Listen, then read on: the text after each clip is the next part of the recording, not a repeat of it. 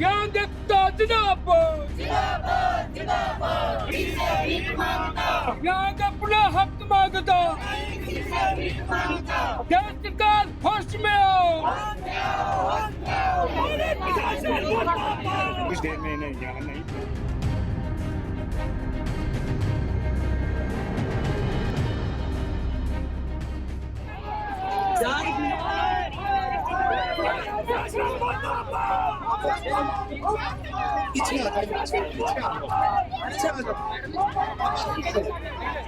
यहाँ पर धीरे धीरे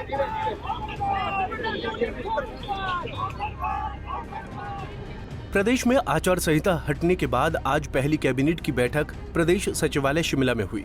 इस दौरान दृष्टि बाधितों ने प्रदेश सचिवालय से थोड़ी दूरी पर सरकार के खिलाफ जोरदार प्रदर्शन किया। मौके पर पुलिस प्रशासन ने दृष्टि बाधितों को सड़क से हटाने की कोशिश की, जिसमें पुलिस बल और प्रदर्शनकारियों के बीच हल्की धक्का मुक्की भी हुई। प्रदेश सरकार के खिलाफ धरना प्रदर्शन करने सचिवालय पहुंचे दृष्टि बाधितों का कहना है कि पिछले 8 महीने से दृष्टि बाधित लगातार विभिन्न विभागों में लंबित पड़ी बैकलॉग भर्तियों को एकमुश्त भरने की मांग कर रहे हैं, लेकिन इस पर अभी तक कोई निर्णय नहीं लिया गया है। प्रदेश सरकार के साथ कई दौर की बातचीत हुई, लेकिन उन्हें केवल मीठी गोलियां दी गईं। ऐसे में दृष्टि बाधितों को एक बार फिर सड़कों पर उतरना पड़ा है। उनका कहना है कि दृष्टि बाधित होना अपने आप में एक चुनौती है। ऐसे में अगर किसी भी सरकार की हानि किसी भी दृष्टि बाधित को पहुंचाती है तो उसके लिए प्रदेश सरकार और पुलिस प्रशासन पूरी तरह से जिम्मेदार होगा। जी, मेरा नाम राजेश ठाकुर है। मैं रामपुर शहर का रहने वाला हूँ।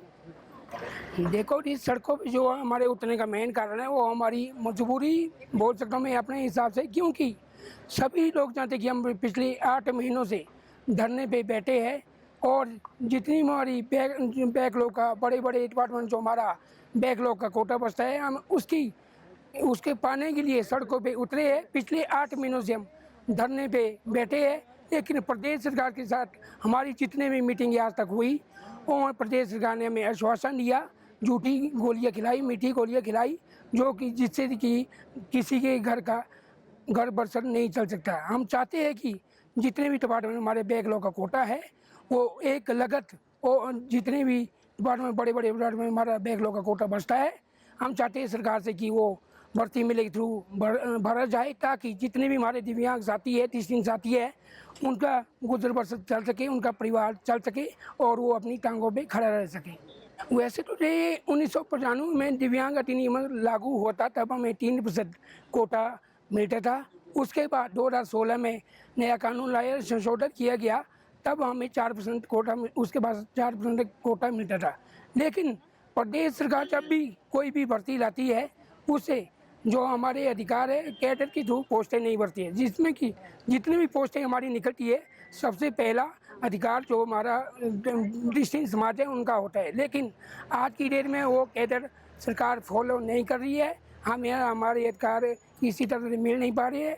हम चाहते हैं कि प्रदेश में वैसे तो 500 से 700 दृष्टि बाधित है और हमारे साथ अभी 70 से 80 लोग आए हैं। हम चाहते हैं जितने हमने 70-80 लोग हैं, इनको ही एक लगत भर्ती में लिख दिया, अगर उनके अधिकार दिया जाए तो ये बहुत अच्छी बात होगी।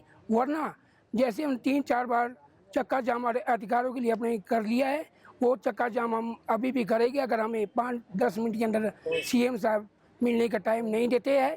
और जितने भी हमारे नेत्रहीन साथी है, आपको पता है नेत्रहीन होना अपने आप में एक बहुत बड़ी बात है। देखो, अगर हम घर से निकलते हैं तो हमें तो किसी दूसरे का सहारा लेना पड़ता है, दूसरे का सहारा लेना भी पड़ता है।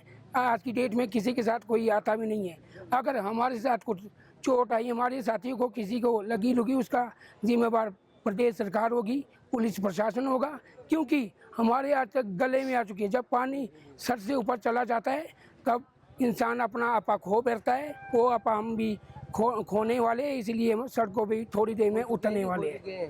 पंजाब केसरी टीवी के लिए शिमला से योगराज शर्मा की रिपोर्ट। हमसे जुड़े रहने के लिए हमारे YouTube चैनल को सब्सक्राइब करें और नई वीडियो की नोटिफिकेशन के लिए बेल आइकॉन को दबाएं।